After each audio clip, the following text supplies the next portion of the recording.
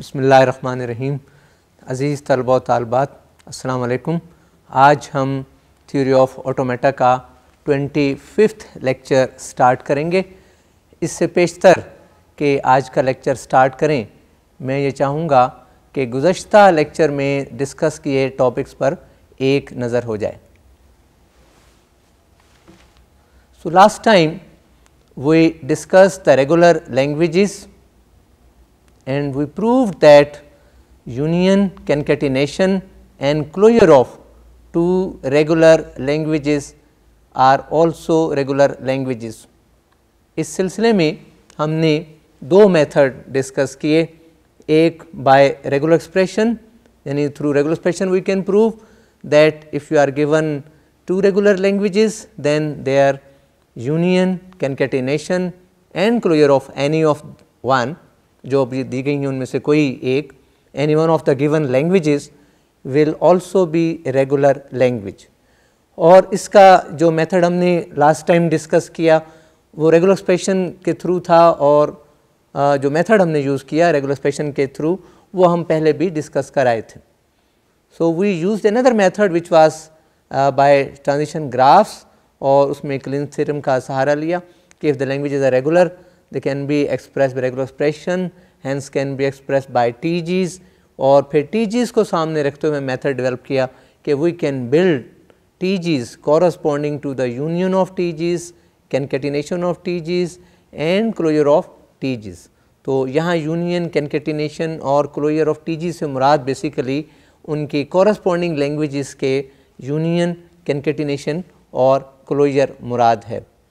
उसके बाद हमने कंप्लीमेंट ऑफ लैंग्वेज डिफ़ाइन की, और हमने ये कहा कि if L is a language defined over certain alphabet sigma, then the strings belonging the same alphabet defined over the same alphabet not belonging to the language defines another language which is called complement of that language. फिर हमने एक theorem claim किया कि complement of regular language is regular, और उसके लिए हमने एक मेथड डेवलप किया कि if we are given certain language and corresponding F A, so using that F A we can build another F A accepting the complement of language. और उसका method बड़ा सिंपल था. हमने आपको बताया था कि converting the final states of given F A to non final and old non final states of given F A to final states, F A thus obtained will accept the complement of language. तो इस तरह से हमने prove किया था. और lastly हम एक थ्योरम की बात कर रहे थे कि intersection of two regular language is also regular, और उस सिलसिले में मैंने एक डे मॉर्गन्स लॉ का आपको बताया था कि using De Morgan's law we can prove that intersection of two languages can be expressed as complement of union of their complements. वो हमने तफसील से डिस्कस किया था लास्ट टाइम. इसको मज़ीद आज हम तफसील से देखेंगे कि how we claim that intersection of two regular languages is also a regular language. अज़ीज़ तलबा, इसकी तफसील के लिए हम कुछ एग्ज़ाम्पल्स की भी बात करेंगे और मेथड को डिटेल से मज़ीद डिस्कस करेंगे. आइए उसको देख लेते हैं. So last time we were discussing theorem that if L1 and L2 are two regular languages, then L1 intersection L2 is also regular. और इसके प्रूफ को मैं दोहरा देता हूँ ताकि ये बातें जहन में आ जाएं. Using De Morgan's law for sets we can write that L1 complement union L2 complement whole complement is equal to L1 complement complement intersection L2 complement complement is equal to L1 intersection L2. So this is a fact we will be using in determining an FA corresponding to intersection of language. यही इसको हम use करेंगे. अब इसको देखते हैं कि किस तरह से प्रूव करते हैं. Since L1 and L2 are regular languages, so are L1 complement and L2 complement. ये हम प्रूव कर चुके हैं कि complement of regular language is regular, तो उसी को यूज़ किया. Now L1 complement and L2 complement being regular provide that their union, which is L1 complement union L2 complement, is also regular language, and so the whole complement, which is L1 complement union L2 complement whole complement, is equal to L1 intersection L2 being complement of regular language is regular language. So, there is a remark, if L1 and L2 are regular languages, then these can be expressed by the corresponding F phase. This is by Klein's theorem. Finding regular expression defining the language L1 intersection L2 is not so easy and building corresponding F phase rather harder. यहाँ ये आपको बताया जा रहा है कि concatenation of language, union of language, closure of language के लिए regular expression लिखना it's quite easy कि आप corresponding regular expression को use करें और इनके लिए union के तौर पर आप प्लस लगा दें और उसके concatenation के लिए आप multiply कर दें और closure के लिए आप closure ले लें.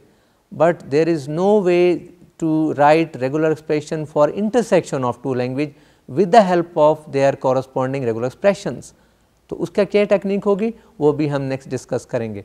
सो following is an example of finding an FA accepting the intersection of two regular languages. अजीज़ तलबा, हम अभी एक एग्ज़ाम्पल देखते हैं जिसमें हम दो लैंग्वेजेस और उनके FA को यूज़ करते हुए उनके इंटरसेक्शन के लिए FA बनाना चाहेंगे और टेक्निक वही होगी कि उन दोनों FAs की मदद से उनके कम्प्लीमेंट, उनके कॉरस्पॉन्डिंग लैंग्वेज के कम्प्लीमेंट का FAs बनाएंगे, फिर उनके यूनियन के लिए FA बनाएंगे और फिर उस पूरे FA का दोबारा कम्प्लीमेंट ले लेंगे. तो according to the De Morgan's law जो लैंग्वेज एक्सेप्ट होगी that will be L1 intersection L2 और हमारा टारगेट इसके बाद ये भी होगा कि उसकी रेगुलर एक्सप्रेशन भी लिख दी जाए और आप फिर ऑब्ज़र्व करेंगे कि उसकी रेगुलर एक्सप्रेशन कॉरस्पॉन्डिंग लैंग्वेजेस की जो रेगुलर एक्सप्रेशंस हैं उनके साथ कोई उसकी रिलेशन आपको नज़र नहीं आएगी. जैसा कि यूनियन, कंकैटिनेशन और क्लोजर में आप लैंग्वेजेस के सिलसिले में उनकी कॉरस्पॉन्डिंग रेगुलर एक्सप्रेशन से रिलेशन देख लेते हैं. तो आइए एग्जांपल देखते हैं. Consider two regular languages L1 and L2 defined over the alphabet sigma consisting of AB, where L1 is the language of words with double A's and L2 is the language of words containing even number of A's. Now, FAs accepting languages L1 and L2 may be as follows.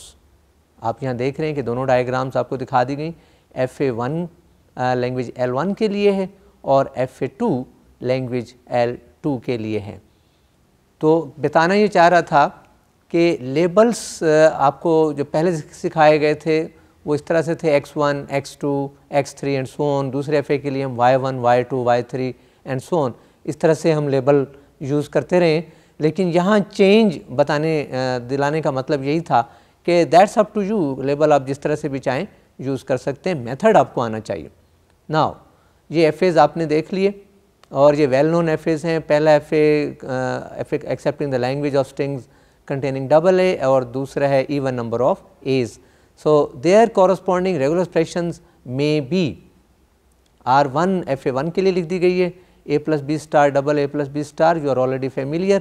और regular expression में आपको बार बार बताता चला जाऊंगा ताकि इसकी practice जारी रहे. And R2 is B plus A B star A whole star. ये मैं आपसे कहूँगा कि आप खुद से इसको देखें कि जो FA2 है उस पर बेसिकली एक लूप है और दूसरा सर्किट है. तो इस तरह से दो पाथ आपको मिलेंगे जो लूप की शक्ल में आएंगे और दोनों को जब मिला देंगे तो वो एक लूप बन जाएगा, इनिशियल और फाइनल स्टेट जिसको आपने कहा, और इस तरह से रेगुलर एक्सप्रेशन फाइनल की जा सकेगी. That will B B plus A B star A whole star. आप अपनी प्रैक्टिस के लिए इसके इक्वलेंट कोई और रेगुलर एक्सप्रेशन लिखने की कोशिश करें. Now FAs accepting L1 complement and L2 complement by definition से मुराद ये कि मैंने आपको डेफिनेशन बताई complement of a language, तो उस एतबार से उसकी टेक्निक भी सिखाई गई है कि गिवन FA के कॉरस्पॉन्ड उनके जो कॉरस्पॉन्डिंग लैंग्वेज है उसके कॉम्प्लीमेंट के लिए बनाना हो तो फाइनल को नॉन फाइनल और ओरिजिनली जो नॉन फाइनल स्टेट्स थी उनको फाइनल स्टेट कर दिया जाता है. तो यहाँ आप FA1 कॉम्प्लीमेंट देख रहे हैं. ये पूरी की पूरी ट्रांजिशन डायग्राम वही है, सिर्फ चेंज ये की कि जहाँ R को फाइनल किया था स्टेट R को, उसको नॉन फाइनल कर दिया और जो पहले नॉन फाइनल थी उनको फाइनल कर दिया. अब FA2 कॉम्प्लीमेंट भी आप देख सकते हैं. ये FA2 कॉम्प्लीमेंट है, इसको आप कंपेयर कर सकते हैं FA2 से और यहाँ जो फाइनल स्टेट पहले थी वो 1 स्टेट पर थी और 2 नॉन फाइनल थी, हमने उल्टा कर दिया, 2 को फाइनल और 1 को नॉन फाइनल। ये जहन में रखें कि अगर किसी को आप नॉन फाइनल कर रहे हो तो ये मुराद नहीं कि जो इनिशियल स्टेटस है वो भी ख़त्म कर दिया जाए, तो that suppose to be non final.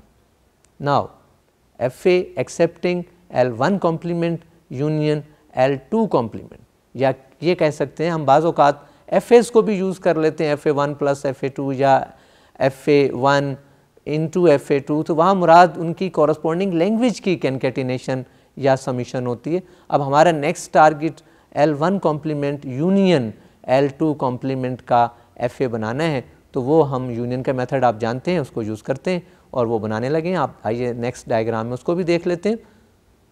So you can see here we have 2 diagrams, one is FA1 complement, the other is FA2 complement। इन दोनों डायग्राम को दोहराने का मकसद वही है जो मैंने पहली बार आपको सिखाया था कि ताकि आप इनको सामने रखकर इनका ट्रांजिशन टेबल स्टार्ट कर सकें। इस ट्रांजिशन टेबल को समझने से पहले एक चीज़ जहन में रखें कि इस दफ़ा जो मेथड आपको यूनियन के लिए दिखाया जा रहा है उसमें तमाम possible combination of states of FA1 complement and FA2 complements को सामने रखकर बनाया गया है। यानी पॉसिबल कम्बिनेशंस क्या हो सकते हैं FA1 कॉम्प्लीमेंट FA2 कॉम्प्लीमेंट के, P1 देन P2, तो P1 को हमने Z1 कह दिया, P2 को Z2 कह दिया। इसी तरह नेक्स्ट कॉम्बिनेशन को अपने जहन में रखा है, Q1 उसको Z3 कह दिया और Q2 को Z4 कह दिया, और इसी तरह से R1 को Z5 और R2 को Z6। ये वही टेक्निक है जो मैं शुरू में आपको बताया था कि ये भी यूनियन का एक तरीका है कि तमाम पॉसिबल कॉम्बिनेशंस को पहले लेबल दे लें और फिर बारी बारी आप उसको स्टार्ट कर सकें। तो आप इस रो में देख रहे हैं कि Z1 correspond to P1, so reading A will be having Q2 combination of Q and 2 and this correspond to Z4। this is the first time हम usually इसको Z2 कहते आए हैं, जब भी कोई नई स्टेट इंट्रोड्यूस होती है हम उसको Z1 के बाद Z2 कहते हैं। तो यहाँ आपको ये Z4 के लिए मैं बता चुका हूँ कि हमारी कम्बिनेशन में इसका नाम Z4 हो चुका था जो मैंने अभी बताई, तो इसलिए हमने इसको Z4 कह दिया। So if we read B at Z1 will be having combination P1 and that correspond to Z1। Dear students, यहाँ मैं थोड़ी सी चेंज लाया हूँ यूनियन के लिए ताकि आप देख सकें। मैंने एक फ़र्क दोनों में बताया था कि अगर आप Z1 से स्टार्ट करते हैं और जब भी कोई नई कम्बिनेशन है उसको आप Z2 कह दें, उसके बाद नई कम्बिनेशन उसको Z3 कह दें, तो this process may reduce the number of states in the required FA। वो बाज़ औक़ात टोटल पॉसिबल कम्बिनेशन से कम स्टेट में फिनिश हो जाता है, ख़त्म हो जाता है, प्रोसेस स्टॉप हो जाता है। और साथ ही मैंने आपको ये बताया था कि इसमें एक नक्स ये है कि आपसे मिस्टेक हो सकती है क्योंकि कम्बिनेशंस के लेबल नहीं पहले से बने होते, आप खुद से उसको इंट्रोड्यूस करा रहे होते हैं, तो उसमें मिस्टेक हो जाती है। Some time you repeat the label, यानी अगर सपोज Q1 को आपने Z3 कह दिया और किसी और जगह पर Q1 दोबारा आ गया, तो चूंकि कम्बिनेशन पहले से डिफाइन नहीं हुए होते तो यू मे रिपीट दैट, उसको कोई और नाम आप दे सकते हैं एक ही कम्बिनेशन को। तो to avoid that possibility there is a lengthy method कि आप तमाम पॉसिबल कम्बिनेशंस को लेबल कर लें पहले, जैसे कि इस एग्जांपल में किया जा रहा है, और उन तमाम कम्बिनेशंस के जो स्टेट्स बनी उनकी ट्रांजिशन देखते चले जाएं और जो जो कम्बिनेशन है वो नाम देते चले जाएं। तो इस एग्जांपल में हमने ये किया है। आइए मज़ीद ट्रांजिशंस नेक्स्ट टेबल में देख लेते हैं। आप देख रहे हैं कि because the next label is Z2, हमने कम्बिनेशन की तरतीब वही रखी है कि Z1 के बाद Z2, then Z3, Z4, Z5, Z6, लेकिन इनकी कम्बिनेशन पहले से डिफाइन कर लिए थे। तो Z2 कॉरस्पॉन्ड टू P2 और P2 के लिए when we read A will be having Q1 and Q1 is decided to be Z3। आप इधर देख भी रहे हैं कि लेफ्ट मोस्ट जो कॉलम आ रहा है, और इसी तरह से if we read B at Z2 will be having P2, this will is a combination and according to definition P2 is Z2, and at Z3 which is the combination of Q1, we read A will be having R2 combination which by definition is Z6. आप देख रहे हैं last में Z6 को हमने R2 कहा, तो ये चूंकि R2 आ चुके हमने इसको Z6 कह दिया. Now reading B at Z3 will be having combination P1 which has already been decided to be Z1, उसको Z1 लिख दिया. इसी तरह से Z4 के लिए हमें जो स्टेट मिल रही है that's Z5 reading A at that state, and reading B at that state you can check will be having Z2 combination. आपको नज़र आ रहा है P2, और P2 को हमने पहले से ही Z2 डिफाइन कर दिया. इसी तरह से Z5 के लिए if we read A at Z5 will be having combination R2 which is decided to be designated to be Z6, or reading B at Z5 will be having R1 which is the same as Z5, उसको हमने Z5 कह दिया. Lastly Z6 correspond to R2, and reading A at this state will be having combination R1 which is designated to be Z5, and reading B at state Z6 will be having R2 which has already been designated to be Z6. तो ये सारी की सारी possible combination आ गई. इसमें कोई नई combination आ नहीं सकेगी क्योंकि पहले FA में 3 स्टेट्स थी, दूसरे में 2 स्टेट्स थी, पॉसिबल कम्बिनेशन भी 6 ही बनते हैं, वो तमाम के तमाम ने डिसाइड कर दिए. और पॉजिटिव जो उसका फाइनल स्टेट है किसी भी स्टेट का, उसको डिफाइन करने का मेथड यूनियन में आप जान चुके हैं. If one of the final state occurs in any combination the state will be final. Dear students, ये डायग्राम आपने ट्रांजिशन टेबल जो देखी, उसके लिए जो डायग्राम देखी वो हम पहले से डिस्कस कर चुके हैं. सिर्फ फ़र्क ये था कि तमाम पॉसिबल कम्बिनेशंस को हमने लेबल कर लिया और फिर हम उनकी ट्रांजिशन लेटर वाइज कैलकुलेट करते रहे according to the given FAs, और जो FAs थे वो FA1 complement and FA2 complement थे. तो अब इसमें कोई पॉसिबिलिटी नहीं रहेगी कि कोई स्टेट मिस तो ना हो गई हो, ऐसी कोई बात नहीं. There are 6 possibilities, all the possibilities have been accommodated, उनको अकोमोडेट कर लिया था, तो इसलिए 6 की 6 स्टेट्स हम ले रहे हैं. आप अपने तौर पर जो प्रीवियस मेथड आपको शॉर्ट मेथड में उसको कहता हूँ थोड़ा सा, लेकिन you have to be quite careful. उसमें स्टेट्स के लेबल करते वक्त आपको बड़ी एहतियात की ज़रूरत है. यहाँ स्टेट्स के लेबल पहले ही से आपने डिसाइड कर लिए थे कॉम्बिनेशन वाइज. वहाँ जब भी कोई नया कॉम्बिनेशन आता है आप खुद से नया लेबल देते हैं. So you have to be quite careful in that case. ये थोड़ा सा लेंथी जो अभी हमने मेथड देखा यूनियन का, और वो थोड़ा सा शॉर्ट है. तो आप अपने तौर पर देखें कि जो प्रीवियस मेथड आपको बताया गया अगर वो अप्लाई करें, can you reduce the number of states of required FA, ये आप चेक कर लें. तो आइए, जब टेबल बन गया ट्रांजिशन टेबल, अभी हम जो एग्जांपल कर रहे हैं इंटरसेक्शन के सिलसिले में, उस ट्रांजिशन टेबल के कॉरस्पॉन्ड जो उसकी ट्रांजिशन डायग्राम है उसको भी देख लेते हैं. So this a diagram corresponding to that transition table. उसमें 6 स्टेट्स थी, आपको स्टेट्स नज़र आ रही हैं, और जो स्टेट्स फाइनल हमने डिसाइड की थी यहाँ भी उनको फाइनल कर दिया, और अकॉर्डिंगली इनको लेबल भी आप देख रहे हैं. A, B, हर स्टेट और हर लेटर के लिए एक ट्रांजिशन नज़र आएगी, ये आप पहले से जानते हैं. आप उस ट्रांजिशन टेबल को सामने रखते हुए इस डायग्राम को कंपेयर करें और आप देखेंगे कि ये वही डायग्राम है. एक चीज़ का मैं फ़र्क बताता चलूँ कि ये जो लोकेशंस आप देख रहे हैं Z1, Z2, Z3, Z4, 5, 6, ये आप अपनी तरफ से चेंज कर सकते हैं. ये इस वक्त जो लोकेशन दिखाई जा रही है ये एक सजेस्टेड लोकेशन है, you may change this location. तो ये हमने FA1 complement union FA2 complement के लिए FA बनाया, या L1 complement union L2 complement language के कॉरस्पॉन्ड FA बनाया. डियर स्टूडेंट्स, मैं बता चुका हूँ कि intersection of 2 language is basically equal to the complement of union of complement.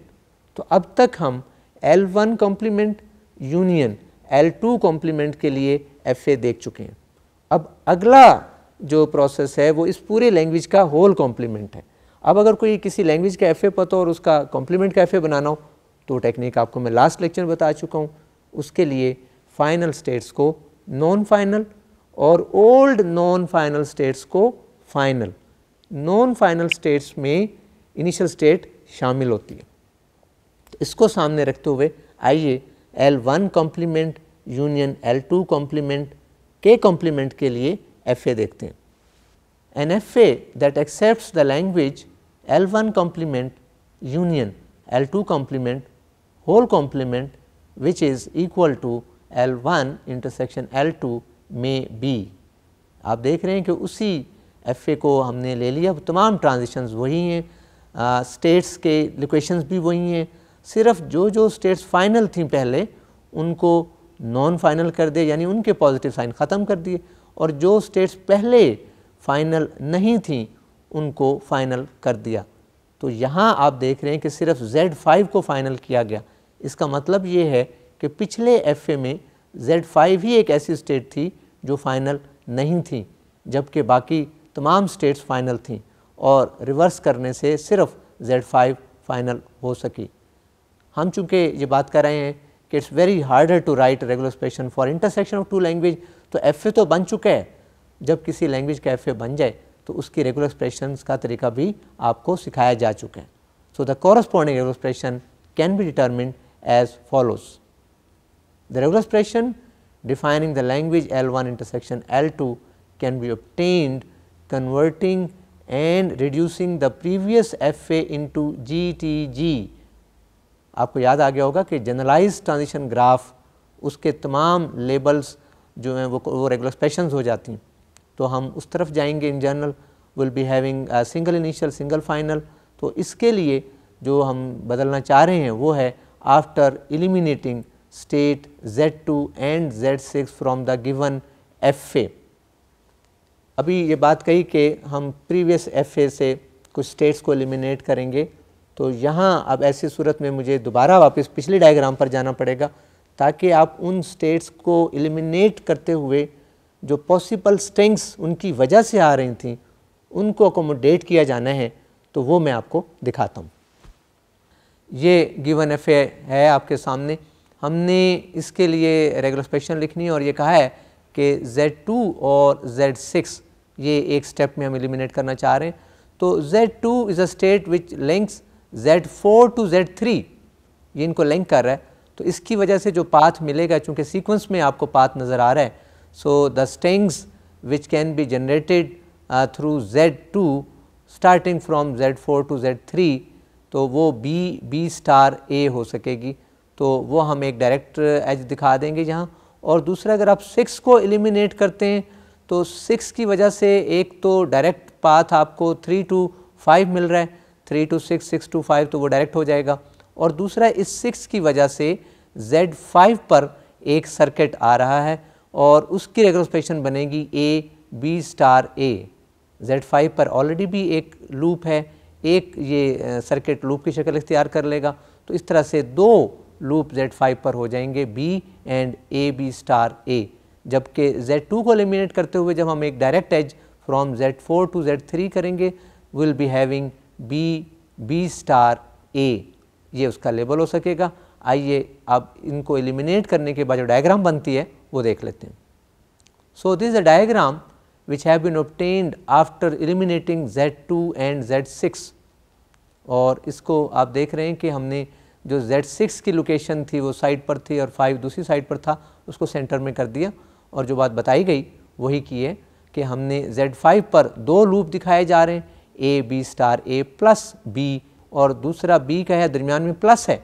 और ये प्लस चूँकि हम GTG की बात कर रहे हैं, तमाम जो लेबल्स हैं लूप्स के और ट्रांजिशन आर्क्स या एजेस के, वो रेगुलर एक्सप्रेशंस होती हैं।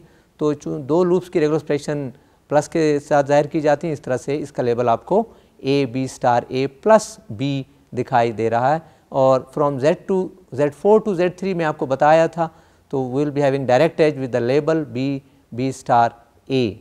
अब जो हमारा नेक्स्ट टारगेट है, चूँकि हम स्टेट वाइज एलिमिनेट कर रहे होते हैं, वो है कि आफ्टर एलिमिनेटिंग Z3, अब Z3 देख लें यहीं कि Z3 को एलिमिनेट करते हैं तो क्या सूरत हाल होगी।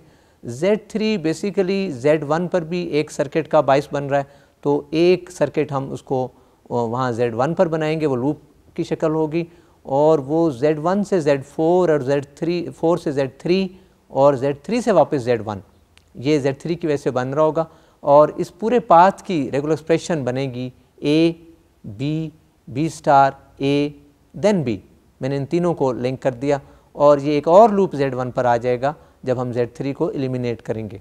और दूसरा आप ये देख रहे हैं कि Z4 से Z3 की तरफ और Z3 से Z5 की तरफ ये एक डायरेक्ट पाथ आपको मिल जाएगा। अगर हम इसको एकोमोडेट नहीं करेंगे तो ये तमाम स्ट्रिंग्स रह जाएंगी। तो इस तरह से इनकी जो कैनकेटिनेशन है that will give you B star A into A B star A, ये आपको Z4 से Z5 की एक और लिंक आपको दे देगा, जबकि एक लिंक ऑलरेडी आपके पास मौजूद है A वाला, तो हम इन दोनों को मिला देंगे। So will be having two edges from Z4 to Z5, one labeled by A, other labeled by B star A B star A। तो जब दोनों को मिलाएंगे दरम्यान में प्लस आ जाएगा। अजीज स्टूडेंट, ये थोड़ी सी प्रैक्टिस मैं इसलिए करा रहा हूँ कि एक मौका मिल गया। आप पहले वैसे टीजीज़ के लिए रेगुलर एक्सप्रेशंस की प्रैक्टिस करते रहे, दिस द फर्स्ट टाइम कि एक FA आपको दे दिया गया है और आप उसके लिए रेगुलर एक्सप्रेशन लिख रहे हैं, और वो भी दो लैंग्वेजेस के इंटरसेक्शन की लैंग्वेज के रेगुलर एक्सप्रेशन आप लिखना चाह रहे हैं। तो we are following step by step. No doubt बाज़ जगह पे हमने दो स्टेप इकट्ठे भी कर दिए। मैं समझता हूँ कि आप इस काबिल हैं कि आप दो स्टेप इकट्ठे समझ सकें, लेकिन वो दो स्टेप भी मैं आपको बता चुका हूँ कि कौन कौन से स्टेप होंगे जो जिनको एक ही में कर दिया। आप अपनी आसानी के लिए उनको भी फर्दर स्टेप्स में डिवाइड कर सकते हैं। तो हमने बेसिकली हर स्टेप में दो स्टेप इंक्लूड कर दिए, और यहाँ सिर्फ हम एक ही स्टेप कर रहे हैं, हम Z3 को एलिमिनेट कर रहे हैं, लेकिन Z3 की वजह से Z4 से Z5 की तरफ एक पाथ ऑलरेडी था, एक और बन गया, उनको इकट्ठा कर देंगे। और इसी तरह से एक सर्किट Z1 पर ऑलरेडी लूप था, एक सर्किट की वजह से लूप आएगा, उसको भी इकट्ठा कर देंगे। So will be having just 3 states in the next diagram, एक Z1 होगा, एक Z4, एक Z5। आइए इसको देख लेते हैं। ये आप देख रहे हैं कि डायग्राम में Z1, Z4, Z5 ये 3 स्टेट्स नज़र आ रही हैं, और Z1 पर जो लूप है उसका जो लेबल है that's B plus A B star A B। ये जाहिर कर रहा है कि बेसिकली यहाँ दो लूप्स थे जिनको एक बनाया गया और प्लस का साइन दरमियान में लगा दिया गया।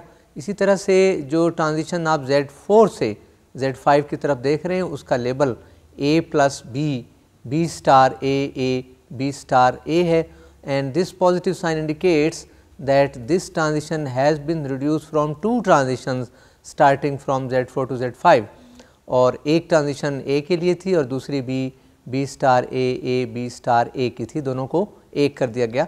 तो ये स्टेप डायरेक्ट दिखा दिया गया। और Z5 पर भी आप देख रहे हैं कि इसकी जो लेबल है लूप का that's B plus A B star A है। Again the positive sign indicates that 2 loops have been merged into single one, and hence one with label B, the other with label A B star A। तो उन दोनों को एक बना दिया गया यहाँ, तो ये भी आपने देख लिया। Now the next target is to eliminate Z4. Now Z4 can obviously be eliminated as follow। आप देख रहे हैं कि Z4 को एलिमिनेट किया है, और चूंकि कोई उसमें ऐसा सर्किट नहीं था और इस just linking Z1 to Z5, तो Z1 से Z4 तक की जो भी लेबल था उसको कैनकेटिनेट कर दिया गया Z4 से Z5 वाले लेबल के साथ, और आप देख रहे हैं कि अब Z1 से Z5 की तरफ डायरेक्ट एक ट्रांजिशन एज नज़र आ रही है, और which is with label which is the concatenation of A and A plus B star A B star A, और साइड्स पर वही लूप जो पहले थे। डायग्राम को थोड़ा सा हमने हॉरिजॉन्टल कर दिया।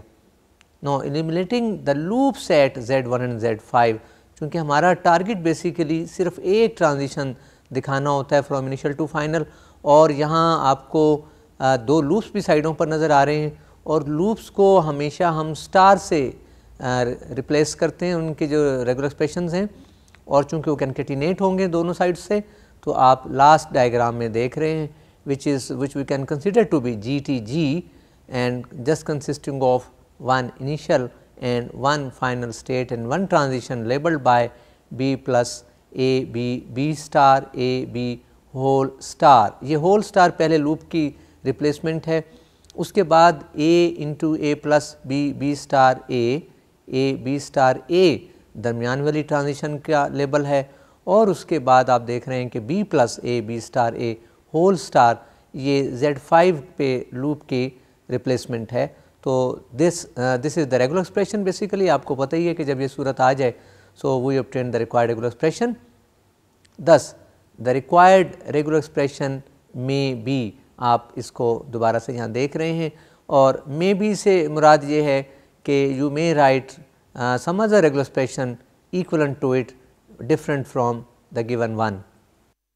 डियर स्टूडेंट्स, अभी आपने एक एग्ज़ाम्पल देखी, और टारगेट तो सिर्फ दो लैंग्वेजेस की इंटरसेक्शन के लिए FA बनाना था, और लेकिन हमने उस FA के कॉरस्पॉन्ड रेगुलर एक्सप्रेशन की तमाम पॉसिबल जो डेरिवेशंस थी उनकी डेरिवेशन दिखाई, और उसमें कुछ नो डाउट हमने स्टेप्स भी मिस किए हैं।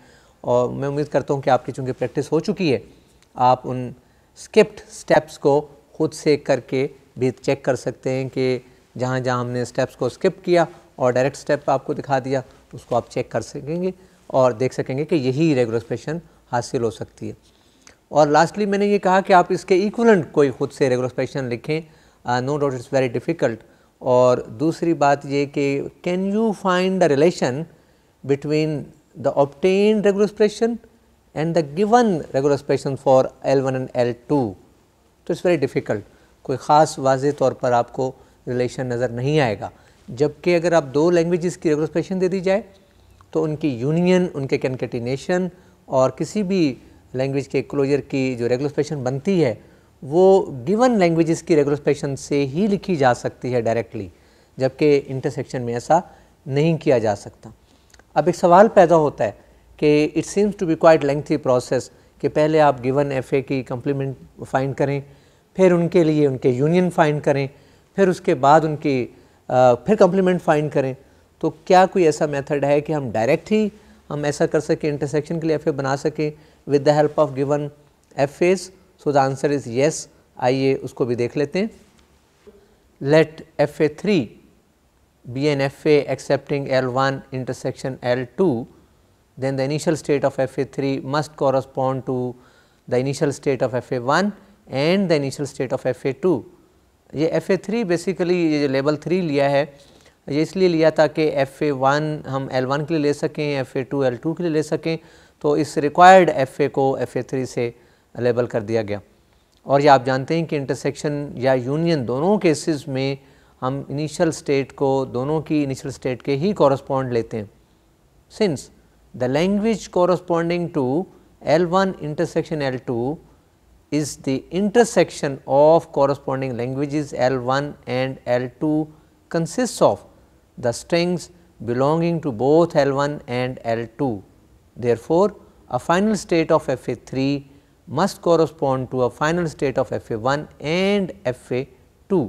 यहाँ ये फ़र्क आपको बता दूँ, यूनियन और इंटरसेक्शन में मेन फ़र्क यही है। डियर स्टूडेंट, ये बड़ा अहम पॉइंट है कि what the difference between intersection of two languages and union of two languages. Union of two languages में the string belong to either L1 और L2 और both.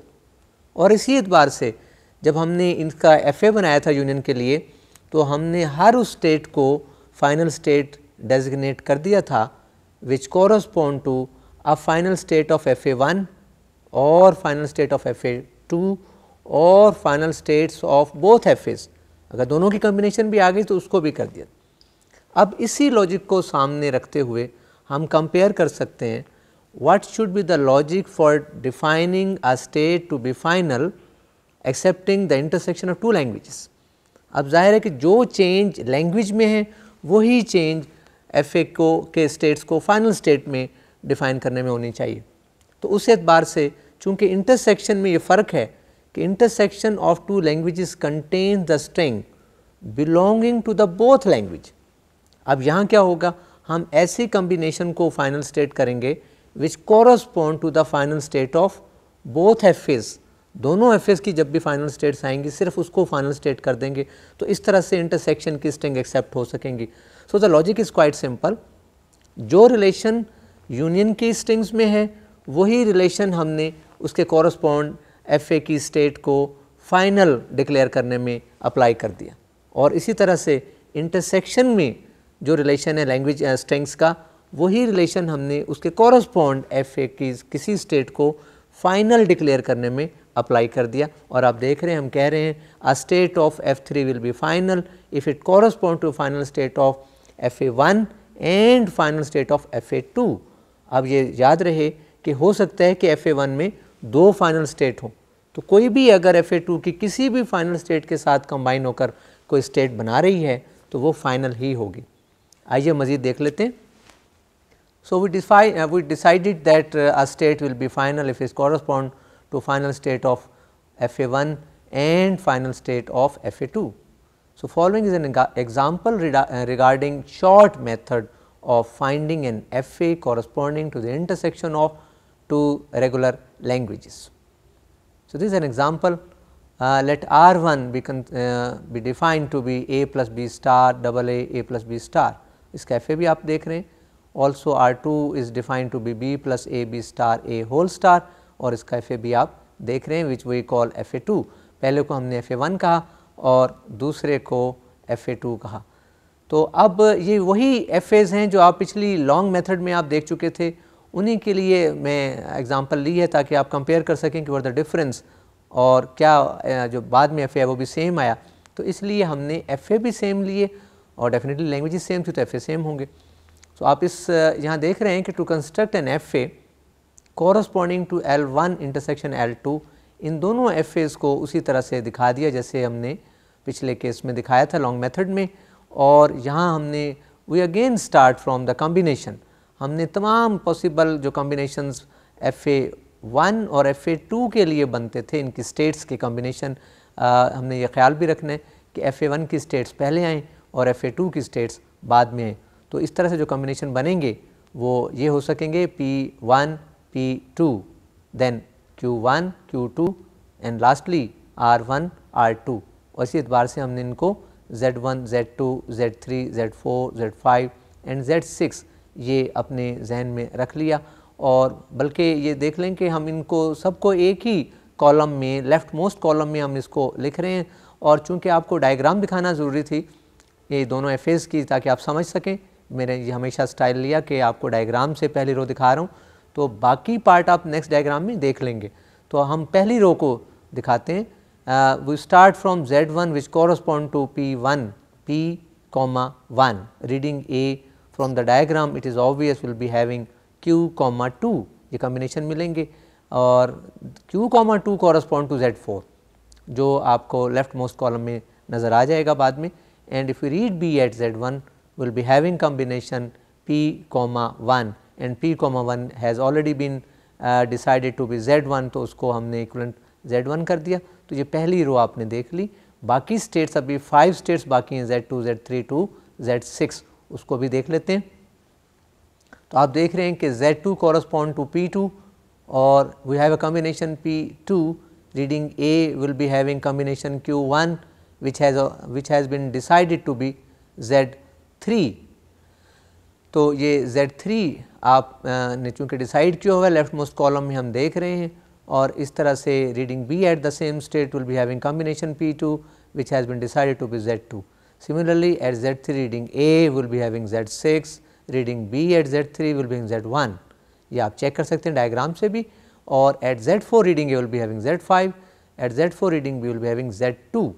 Similarly at Z5 reading A will be having Z6 and reading B at the same state will be having Z5, and lastly at Z6 reading A will be having combination R1 which is Z5 and reading B at Z6 will be having combination R2 which is Z6. अब हमने final state का तयन करना है तो Z5 which correspond to R1, ये दो ही states final थी, पहले FA की R और दूसरे की 1, तो ये जहाँ इकट्ठे आएंगी उन्हीं को फाइनल करेंगे and that's only single state. So Z5 according to the definition जो आपको मेथड और लॉजिक बताया उसके मुताबिक is the only final state in this transition diagram transition table. Now the corresponding transition diagram we can see, तो वो हमें नज़र आ रही है नेक्स्ट स्लाइड पे, ये देख लें। और ये हमने उस ट्रांजिशन टेबल को देखकर बनाई है इस डायग्राम को आप इजीली कंपेयर कर सकते हैं उस डायग्राम से जो लॉन्ग मेथड से आपको मिली थी।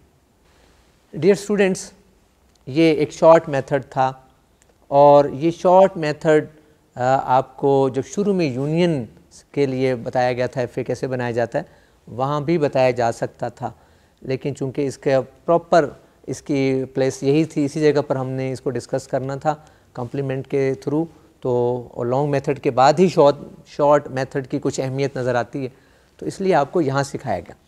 तो एक बात आप जहन में रखें कि short method for finding FA corresponding to intersection is quite similar to that for finding FA for union of two languages, बिल्कुल उसी तरह से है with a slight change। वहाँ हम किसी भी स्टेट को फाइनल कर देते थे कि if that contain any of the final state of FA, किसी भी FA की फाइनल स्टेट अगर कॉम्बिनेशन में आ गई तो हम यूनियन के केस में उसको फाइनल स्टेट डिक्लेयर कर देते थे। वजह मैं बता चुका हूँ, क्योंकि यूनियन में वो तमाम स्ट्रिंग आती हैं that belongs to either language 1 और लैंग्वेज 2 और बोथ, और इंटरसेक्शन में सिर्फ वही आती हैं दोनों को बिलोंग करती हूँ। तो इसी एतबार से सारी डायग्राम भी वही होती है, मेथड भी वही होता है। You start from the pair, you always get the pair ही मिलते हैं। कैनकेटिनेशन में हम एक स्टेट से स्टार्ट करते हैं और we go on having number of states 2 then 3 then 4 ज़्यादा भी हो जाती हैं, लेकिन यूनियन के केस में we always start from pair and we always have pair, और पेयर ही हमें मिलते रहते हैं और पेयर हुई को हम Z1 Z2 Z3 लेबल करते रहें। और इंटरसेक्शन में भी पेयर से ही स्टार्ट करना है, उसी तरह से initial state of first FA and initial state of second FA उसी पेयर से स्टार्ट करेंगे। पूरी मेथड टेक्निक वही है, लेकिन फाइनल स्टेट सिर्फ और सिर्फ उसको कहेंगे जिसमें दोनों FAs की फाइनल स्टेट इन्वॉल्व हो रही हूँ। अब मेरा आपसे एक क्वेश्चन है कि अगर कोई भी स्टेट फाइनल नहीं हो रही इस प्रोसेस के दौरान, इंटरसेक्शन के दौरान, तो फिर इसमें घबराने की ज़रूरत है या क्यों गलती हो गई? इसमें कोई गलती नहीं हुई। देयर इज़ अ पॉसिबिलिटी, हो सकता है कि आपने ऐसी लैंग्वेजेस पिक कर ली और उनके FA ले लिए जिनकी इंटरसेक्शन में कोई भी स्ट्रिंग ना आती हो। तो जब ऐसा होगा तो लॉजिकली जो FA आप ले रहे हैं, कॉरस्पॉन्डिंग FA बना रहे हैं, उसकी कोई भी स्टेट फाइनल ना हो सके, एक पॉसिबिलिटी। दूसरी पॉसिबिलिटी ये भी हो सकती है कि जो ट्रांजिशन टेबल आपने बनाया उसमें कोई ना कोई फाइनल स्टेट आ जाए। सो यू मे सरप्राइज कि फाइनल स्टेट क्यों आ गई, इसमें तो इंटरसेक्शन में कोई स्ट्रिंग नहीं आ रही, लेकिन देयर इज़ अ पॉसिबिलिटी कि जब आप डायग्राम बनाएं तो उस फाइनल स्टेट की तरफ कोई भी ट्रांजिशन ना जा रही हो या आप उसको एक्सेस ना कर सकें। तो आपको याद आ गया कि एम्प्टी लैंग्वेज की मैंने पॉसिबिलिटीज़ बताई थी कि किस तरह से वो 3 पॉसिबिलिटीज़ थी FAs की, that the FA does not accept any string, even it does not accept null string। तो इंटरसेक्शन के केस में इज वेरी इंपॉर्टेंट। मैंने आपको बड़ी सिंपल सी एग्जांपल दी है जिसमें कोई कॉम्प्लिकेशन नहीं थी, लेकिन जो पॉसिबल कॉम्प्लिकेशंस आ सकती हैं मैं आपको बता रहा हूँ कि आपको 2 ऐसी लैंग्वेजेस दे दी जाएँ जिनकी इंटरसेक्शन में कोई स्ट्रिंग ना आती हो, आप शॉर्ट मेथड अप्लाई कर रहे हैं या मे बी लॉन्ग मेथड, और उसके दौरान आखिर में कोई भी फाइनल स्टेट नहीं आ रही, तो definitely this is a possibility. इसका मतलब ये है कि that FA will not accept any string. दूसरी पॉसिबिलिटी ये है कि जब आप उसकी ट्रांजिशन डायग्राम बनाएं तो कोई भी स्ट्रिंग फाइनल स्टेट पर एंड ना हो रही हो, तो ये भी एक पॉसिबिलिटी होती है ऐसे FA की विच एक्सेप्ट नो स्ट्रिंग, कोई भी स्ट्रिंग एक्सेप्ट नहीं करता। और तीसरी पॉसिबिलिटी ये भी हो सकती है कि वो FA जब बने फाइनल तो वो डिसकनेक्टेड हो, यानी फाइनल स्टेट एक तरफ रह जाए, इनिशियल एक तरफ रह जाए, और no path to link initial to final. तो इन तीनों पॉसिबिलिटीज़ को आप सामने रखें और ये आ सकती हैं, तो इसलिए ये आपके जहन में रहनी चाहिए। तो अभी हमने शॉर्ट मेथड की बात की, उसकी एक एग्जांपल भी हमने देखी। मैं ये चाहूँगा कि आपकी प्रैक्टिस के लिए आपको एक टास्क दे दिया जाए। आइए टास्क देखते हैं।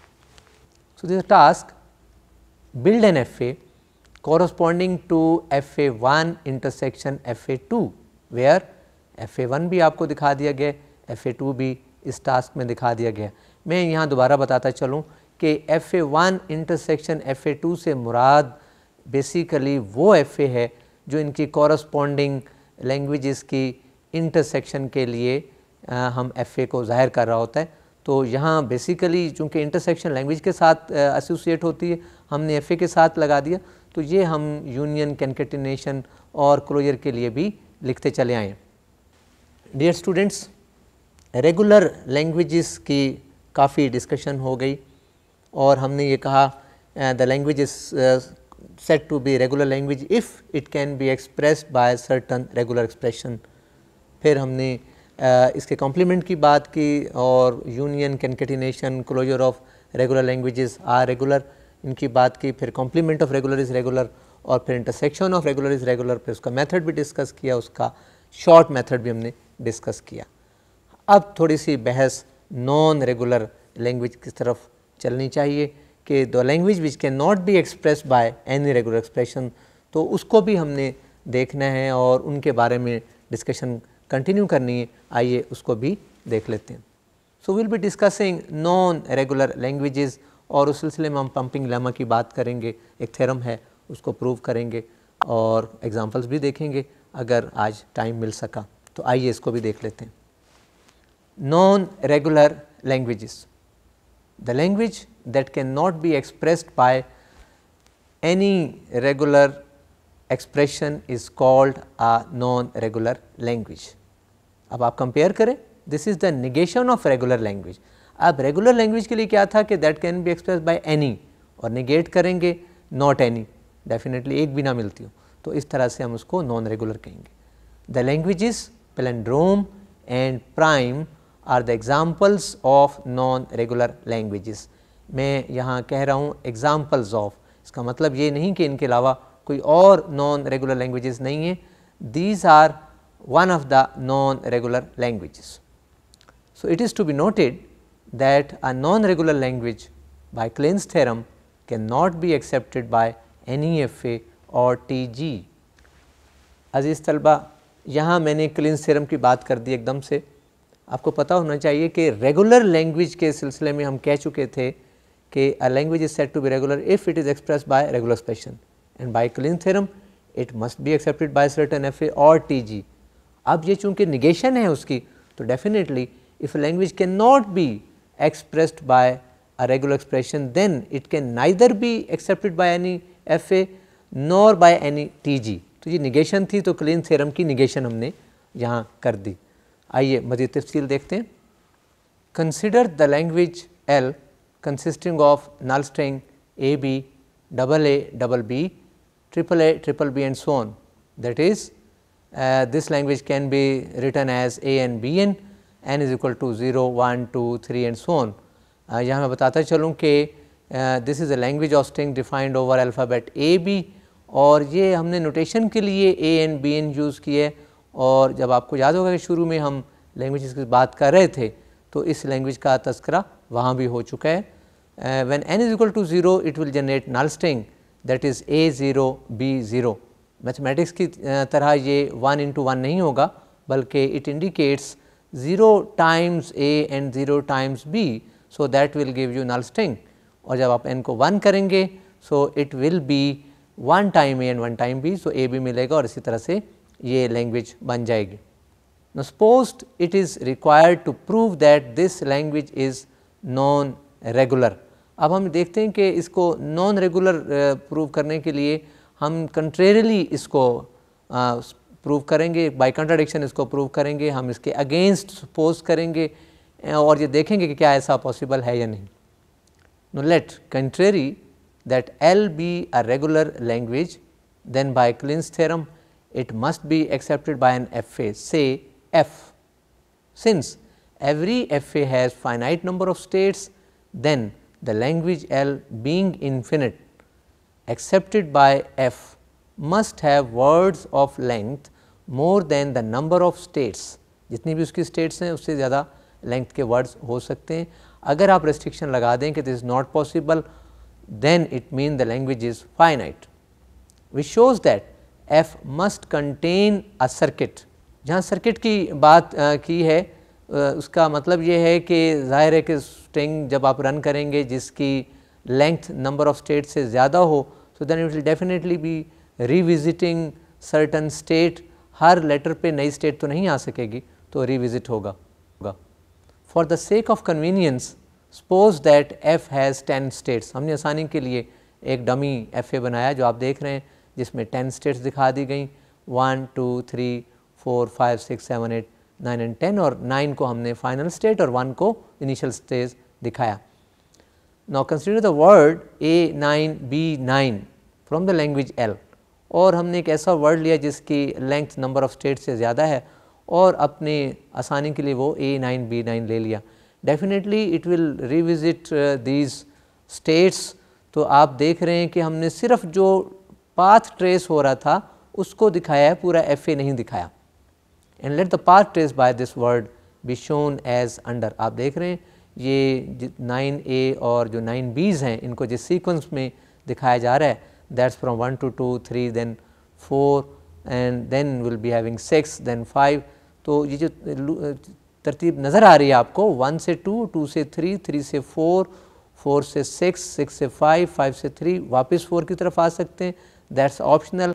तो इसको, इस सर्किट को एक बार पूरा लिया और दूसरी बार 5 से हम 7 की तरफ चले गए, और फ्रॉम 7 to 8 और 8 से 9 और 9 से 10 और 10 to 9 ये सर्किट लूप लिया गया, और the path has been shown for A9B9, तो ये दिखा दिया गया। But looping the circuit generated by the states 3 4 6 5 3, ये स्टेट्स की मैंने सीक्वेंस आपको दिखाई है कि इस सीक्वेंस से आप 3 से स्टार्ट करके वापस 3 पर आ जाते हैं। अगर इस सर्किट को एक बार और लूप लें with edges A once more, F also accepts the word A9 plus 4B9। चूँकि एक बार और अगर आपने इस सर्किट को लूप लिया तो 4 नंबर ऑफ A's का इजाफा हो सकेगा, और इस तरह से A13B9 एक ऐसी स्ट्रिंग होगी वो भी एक्सेप्ट हो सकेगी। While A13B9 is not a word in L, so it may also be observed that because of the circuit discussed above, F also accept the word A9 A4 raised to power m B9 where m is equal to 1 2 3 and so on। ये थोड़ा सा mathematics involve हो गया, और यहाँ हम ये show करना चाह रहे हैं कि each time looping the circuit will be having 4 number of phase increased. तो वो हमने उसमें यहाँ दिखाए हैं कि जितनी बार भी हम उस सर्किट को लेना चाहें वो नंबर ऑफ 4 A's का इजाफा कर देंगे। Moreover there is another circuit generated by the state 9 10 9, यानी 9 से 10 और 10 से 9, तो वो भी हर बार 2 B's का इजाफा करता है। सो including the possibility of looping this circuit, F accepts the word A9 BA4 M B9 B2 N। यहाँ पॉसिबिलिटीज़ अलग अलग दे दी गई हैं कि M और N ये बारी बारी 0 1 2 3 हो सकते हैं, एट ए टाइम दोनों 0 नहीं होंगे, या आप एक सर्किट लूप लें या दूसरा लें, ये नहीं कि दोनों को स्किप करके हम ये बात कर रहे हैं। So which shows that F accepts words that are not belonging to L। Dear students, ये एग्ज़ाम्पल हमारी जारी है और बात अभी कंप्लीट नहीं हुई, हम इसको नेक्स्ट टाइम कंप्लीट करेंगे। लेकिन इससे पहले कि जो बात इस एग्ज़ाम्पल में बताई गई ये बहुत अहम थी। हमारा टारगेट एक ऐसी एग्ज़ाम्पल को लेना था जो हम जानते हैं कि नॉन रेगुलर है, और हम ये देखना चाह रहे हैं कि just by saying this language is non regular and it's impossible to write regular expression, so this is non regular, ये बात नहीं है। आपके जहन में डेफिनेटली कोई रेगुलर एक्सप्रेशन आ सकती है, आप सोच सकते हैं कि A स्टार B स्टार हो सकता है कि इसकी रेगुलर एक्सप्रेशन हो। सो A star B star no doubt generates the strings belonging to this language, लेकिन तमाम नहीं, बहुत सी अनवांटेड स्ट्रिंग भी जनरेट कर देता है, क्योंकि जब आप स्टार को रिप्लेस करते हैं तो स्टार की रिप्लेसमेंट के लिए कंडीशन नहीं है कि आप A और B पर एक जैसी वैल्यू स्टार की जगह रिप्लेस करें। तो हमने इसमें जो एग्ज़ाम्पल की बात की जा रही है इसको हम नॉन रेगुलर प्रूव करेंगे कोई FA बनाने की कोशिश करते हुए, और हम ये प्रूव कर सकेंगे कि कोई भी FA जो भी तस्वुर किया जाएगा वो अनवांटेड स्ट्रिंग भी एक्सेप्ट करेगा। तो इस तरह से हम इसको प्रूव कर सकेंगे कि ये लैंग्वेज नॉन रेगुलर होगी। तो मैं ये बताता चलूँ कि आज हमने जो टॉपिक कवर किए उसमें रेगुलर लैंग्वेजेस की बात की थी, हमने कॉम्प्लीमेंट ऑफ लैंग्वेज की बात की, तो इसको थोड़ा सम अप कर लेते हैं। हमने रेगुलर लैंग्वेज की बात की, हमने उनके यूनियन, कॉन्कैटिनेशन, क्लोजर की बात की, हमने कम्प्लीमेंट ऑफ लैंग्वेज की बात की और हमने इंटरसेक्शन ऑफ टू लैंग्वेजेस के लिए FA को भी डिस्कस किया और लास्टली नॉन रेगुलर लैंग्वेज को डिफ़ाइन करते हुए एक एग्जांपल स्टार्ट की which is obviously non regular language. हम कोशिश करेंगे उसको FA के ज़रिए प्रूव करने की कि there does not exist any FA accepting that language. तो इसका सिलसिला जारी है, हम नेक्स्ट टाइम इसको इंशाल्लाह मज़ीद डिटेल से देखेंगे। अज़ीज़ तलबा, आज का लेक्चर यहीं इख्तिताम पज़ीर होता है। अगले लेक्चर तक के लिए इजाज़त दीजिए। खुदा हाफिज़।